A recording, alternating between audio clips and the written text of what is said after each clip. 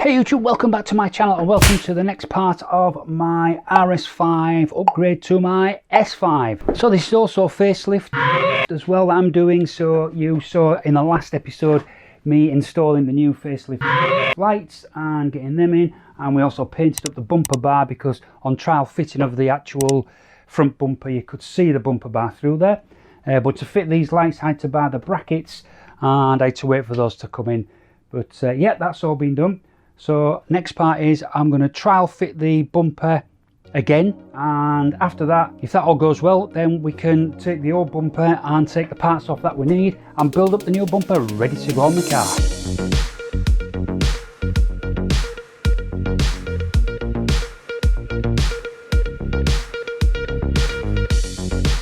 So initial fit up shows that these actual light brackets are absolutely what you need to make this fit, because this part of the top of the bumper here goes into there, and there's like a square area there on the bumper, and that fits into that perfectly, but these are just in the way. So I'm going to just cut a bit off that and a bit off that one just to get these out of the way, to hopefully then get the bumper to fit better.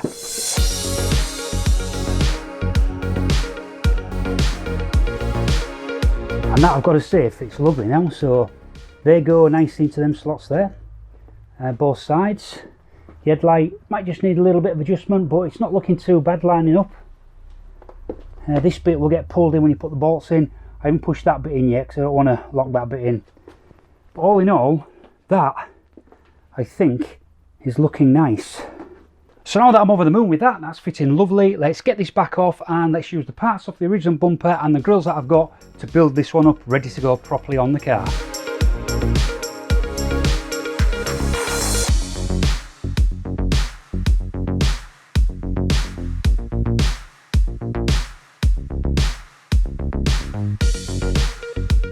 So this piece I've just fitted here, I can only assume this is a cover plate for the active cruise control, which would fit inside the bracket underneath there.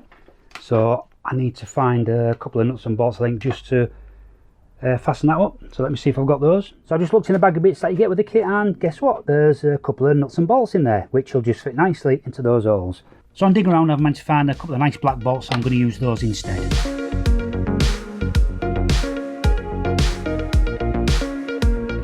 So now we can fit the grille. Ooh.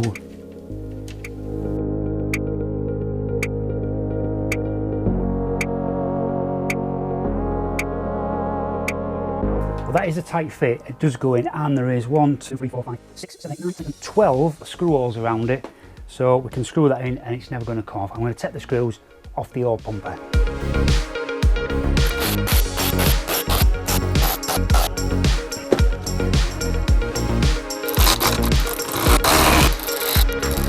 I've only put a couple of screws holding the grille on because I do plan to take the grille off again later on. So right, next point is the air intakes.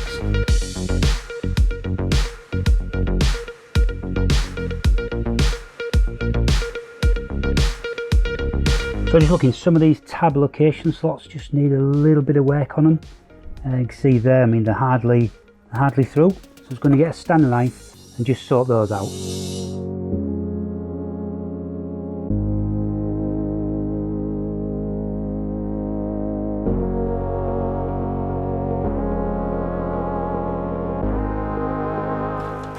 Well, they're pretty tough, but I got them in.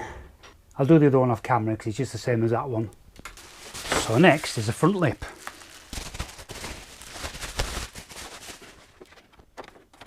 And now we find that the front lip needs to go on before the air intakes, because this front lip has got these little slots there, which part of the air intake tabs go through. So let's take them off again.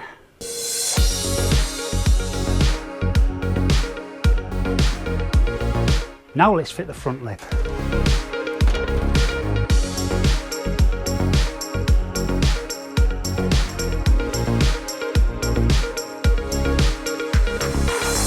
Oh, so that side went in a lot easier than that side, but yep, they're all clipped in now, so that's good. They're totally secure, they ain't coming out.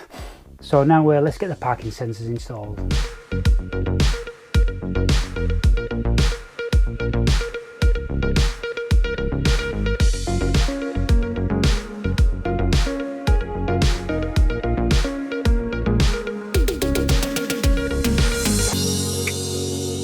parking sensors in, and again, what a pain of a job. These sensors here, they were very hard to get in. Spent so much time trying to get that one in that I actually, if you look here, it just bonded the sensor holder in, and it came out there. So I've put some black bond on there, and we've got to let that go off. That's why I've not connected it up. And this one was a pain in the backside to get in. These were okay, but as you can see now, the wiring that came off the old car, I've gone down here. I managed to go around the bottom, so you shouldn't see it through the grille, and come up to the other side. I'll sort this out. I'll take some of this slack off.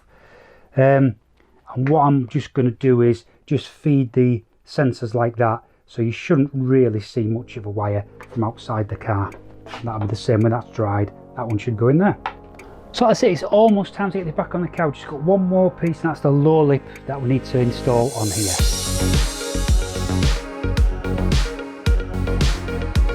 Alright, so unbelievably, I should have looked at this much closer. So it looks like this piece here should actually go on first, because it needs to go underneath this piece, which needs to go underneath those side grills. So it looks like I'm going to have to take it all off again. A few moments later. So the next job before we install the bumper is we need to install these fog light deletion units. Otherwise you're going to get warnings on your dashboard. So just looking underneath here, here is the fog light wire. If I shove it through there, then I think I can stick my unit onto the chassis rail there, and then that'll be well out of the way. That's fantastic. So that's on the right hand side of a UK car. Let's take a look at the left hand side, and of course it's different on this side, but what I've found is I can actually slot it in just under the chassis rail there. So here is the wire plugged in. So if I take the sticky pad off, I should be able to stick that in under there. It's going to be nice and secure and not move about. So that's what I'm going to do with those.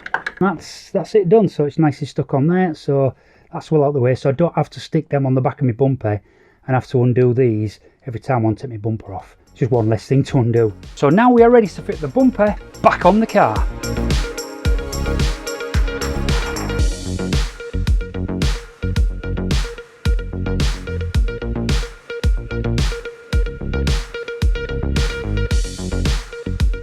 Check that out.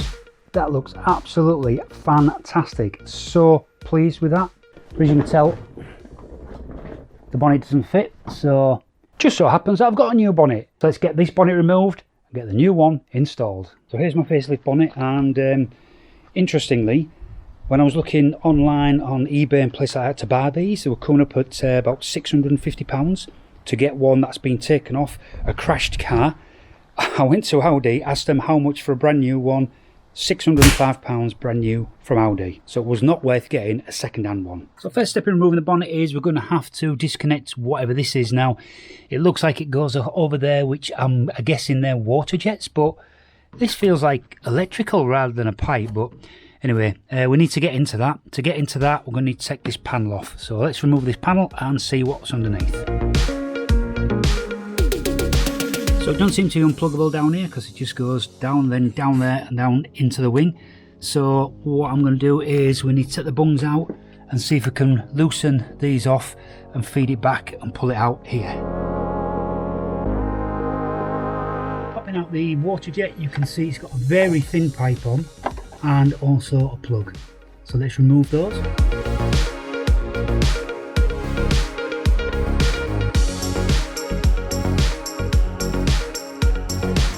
Now with these both being connected to stiff water pipes, then we should be able to pull these back out and pull them out the hole in the corner there.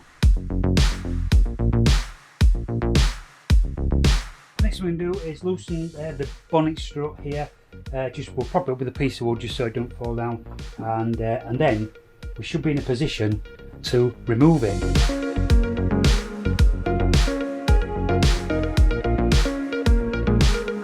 So now what we need to do, I'm just going to slightly loosen the four nuts that are holding it on, and then it'll be time to swap it out.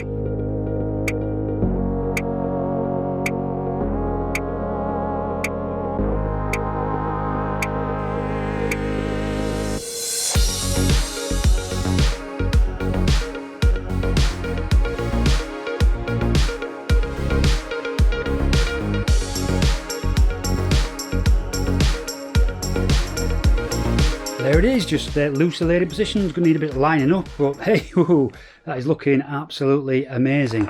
It now closes off this front end a lot better than it did before. We'll just need a little bit of tweaking just to get it lined up. So obviously it's not lined up here, it needs to go back quite a bit.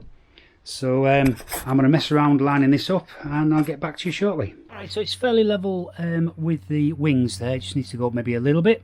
But what I've got here is this bumper needs to come up a bit, because I've got a big gap there and a possibly bigger gap at that side. That also needs to go in a bit. So I was looking at how you could do that, and the bumper mounts these points here, which are part of the light bracket. So to bring the bumper up, I need to bring the light bracket up. So that's what we're going to attempt to do. And look at that. Lovely. Right, let me show you what I did. So to do that, I'm going to take the bumper off. Okay, so remember when I removed the old light brackets, this, which went into that area there, was in the way. But that, I think, is the height adjustment, because I've put this one back in and I've just adjusted it so it's just pushing up the front of this light, which alters this mounting point for the bumper and obviously the fixing point for the bumper there. And then that's now giving me the gap that I needed. And this is what it was like before, look, because I've removed it. So to get these back in, unfortunately, I'm having to undo the light and just angle it so I can get this in, and they're very tight once they're in. But I'll go get that one in and I'll show you the result when I've done that one as well. And there we go, with the both main gaps looking great now. So that is absolutely brilliant. That is absolutely brilliant. The gaps down here are absolutely perfect.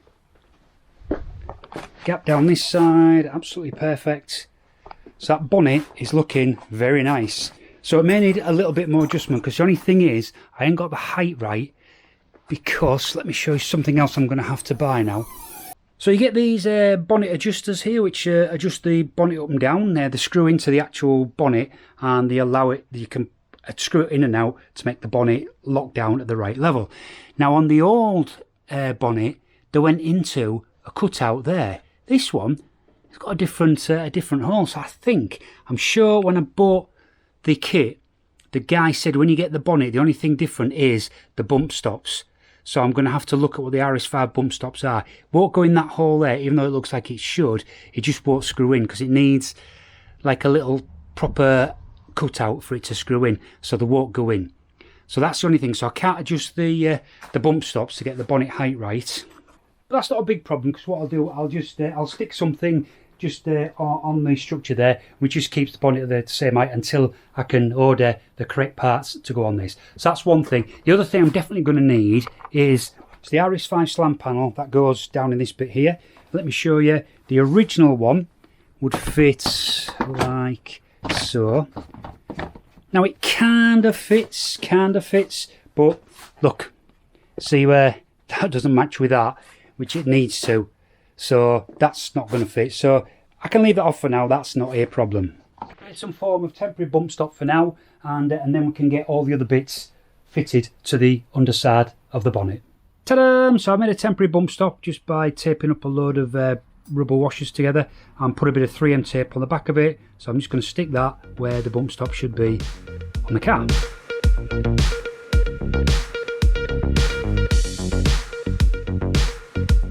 So now we need to get the other bits off this bonnet and get them back on to the new one.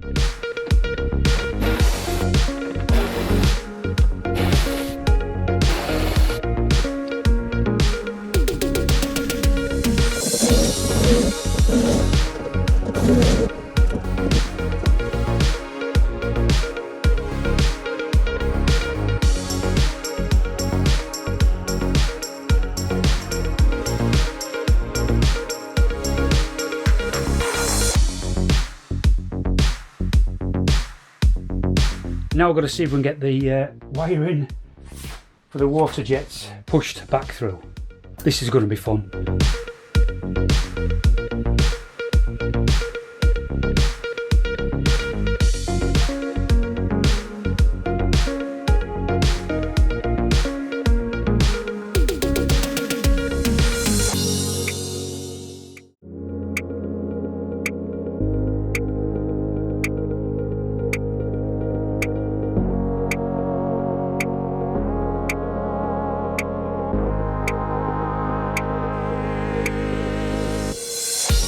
That is amazing. That was absolutely fantastic. So we've got one more job to do, and that's going to unfortunately have to be in the next video, and that's to sort out the headlights, because the headlights are not doing what they're supposed to do. I'll talk about that in the next episode.